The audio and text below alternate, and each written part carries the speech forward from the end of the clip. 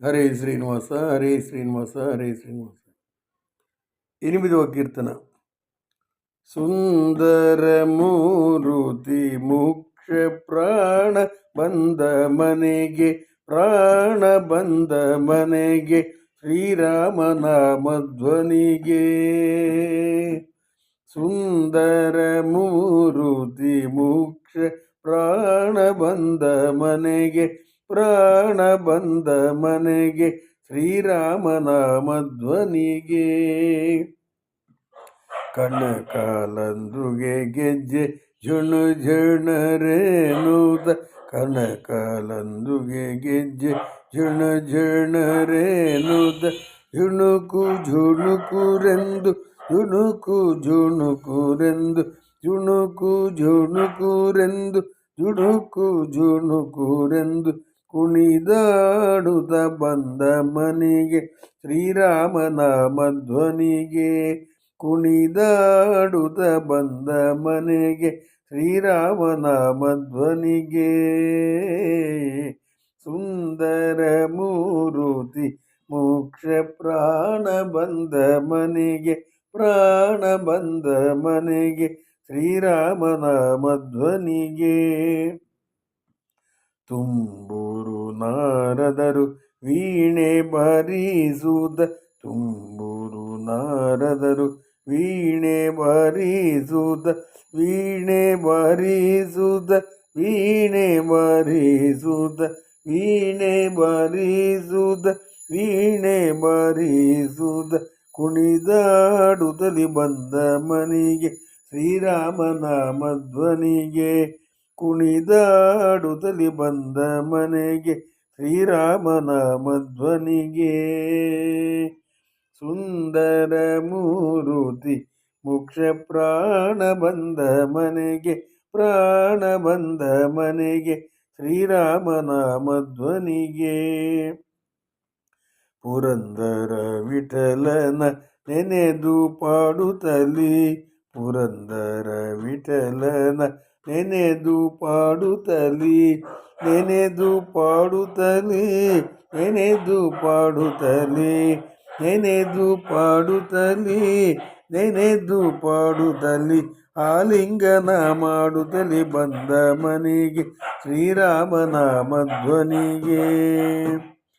ಆಲಿಂಗನ ಮಾಡುತ್ತಲಿ ಬಂದ ಮನೆಗೆ, ಶ್ರೀರಾಮನಾಮಧ್ವನಿಗೆ.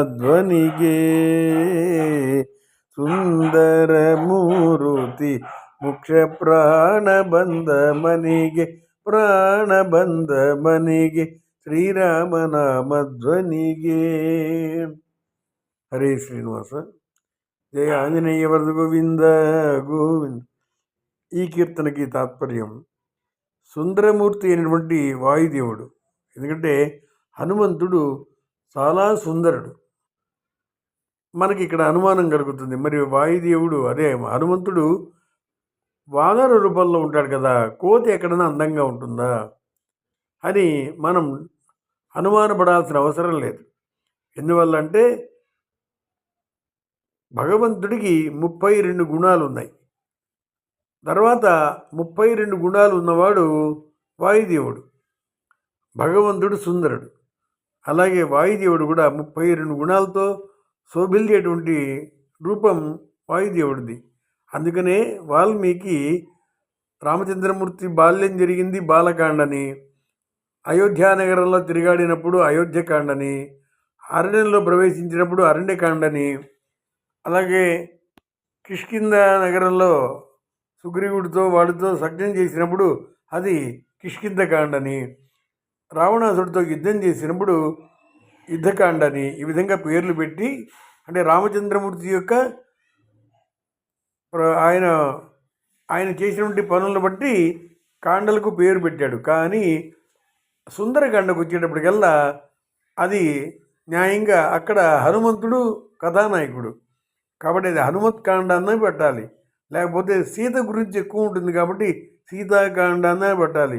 లేదా లంకానగరంలో ఎక్కువగా సంచారం జరుగుతాడు కాబట్టి లంకాకాండాన్ని, ఈ విధంగా ఏదో పేరు ఉండాలి. కానీ సుందరకాండాన్ని ఎందుకు వాల్మీకి పెట్టాడంటే అందరిలోకి అత్యంత సుందరమైనటువంటి వాడు వాయుదేవుడు.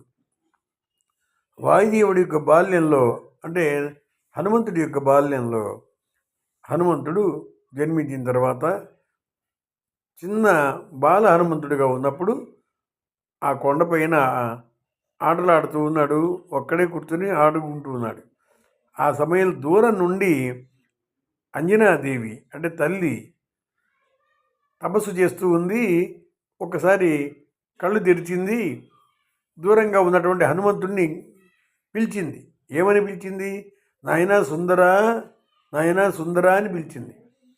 ఆ కేక హనుమంతుడికి వినిపించింది. కానీ ఏమని పిలిచింది? సుందరా అని పిలిచింది కాబట్టి తాను సుందరుడు కాదు కదా అని ఆయన మిన్నుకున్నాడు. మాట్లాడలేదు, జవాబు ఇవ్వలేదు.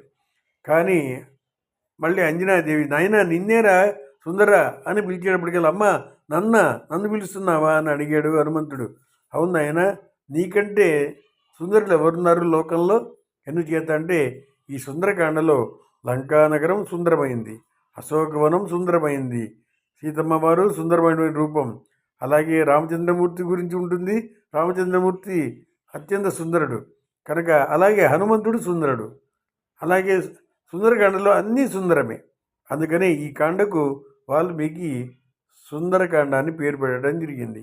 కాబట్టి అటువంటి కాండకు ముఖ్య కథానాయకుడైనటువంటి హనుమంతుడి యొక్క కీర్తన ఇది. సుందరమూర్తి అయిన వాయుదేవుడు వచ్చాడు మన ఇంటికి. మనగే, మని అంటే ఇల్లు. సుందరమూర్తి ముఖ్యప్రాణ బంధ అంటే వచ్చాడు ఎక్కడికి? మనగే, మన ఇంటికి.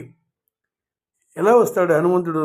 వచ్చేటప్పుడు శ్రీరామనామ ధ్వని చేసుకుంటూ వచ్చాడు.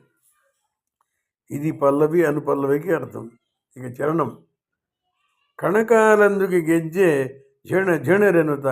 ఆయన యొక్క కాలి మువ్వలు, ఆయన నిరంతరము రామధ్యానం చేస్తూ రామభజన చేస్తూ ఉండేటువంటి వాడు కాబట్టి కాలికి ధరించినటువంటి మువ్వలు గణగణగణమని మోగుతుండగా నర్తన చేయుచూ శ్రీరామ ధ్వనికి ఆ విధంగా ధ్వని చేస్తూ మన ఇంటికి ఏతించినాడు.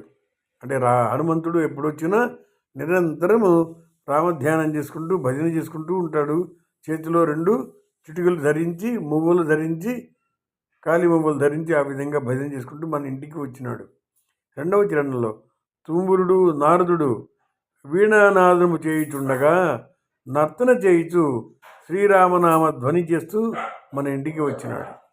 ఇక 3వ చరణం పురంధర విఠలుని స్మరించుచుండగా, అంటే పాండురంగుని యొక్క దివ్యనామం, అంటే రామచంద్రమూర్తి యొక్క దివ్యనామం స్మరిస్తూ ఉండగా ఆలింగనం చేస్తూ శ్రీరామనామ ధ్వని చేస్తూ వచ్చి ఉన్నాడు.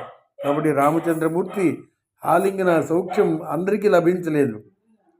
భార్య కాబట్టి సీతమ్మకు లభిస్తుంది, తమ్ములు కాబట్టి లక్ష్మణ భరత శత్రుఘ్నులకు లభిస్తుంది, అలాగే సక్షుడు కాబట్టి, స్నేహితుడు కాబట్టి సుగ్రీవుడికి లభించింది, భక్తుడు కాబట్టి హనుమంతుడికి లభించింది, తర్వాత సేవకుడు కాబట్టి విభీషణుడికి లభించింది. కాబట్టి రామచంద్రమూర్తి యొక్క ఆలింగనం ఆ విధంగా సంపాదిస్తూ, ఆలింగనాన్ని పొందుతూ భగవంతుడి యొక్క సంపూర్ణ అనుగ్రహానికి పాత్రుడైనటువంటి సుందరుడైనటువంటి వాయుదేవుడు అవతారమైనటువంటి హనుమంతుడు మన ఇంటికి ఏతించినాడు అని ఈ కీర్తనకు తాత్పర్యం. హరే శ్రీనివాస.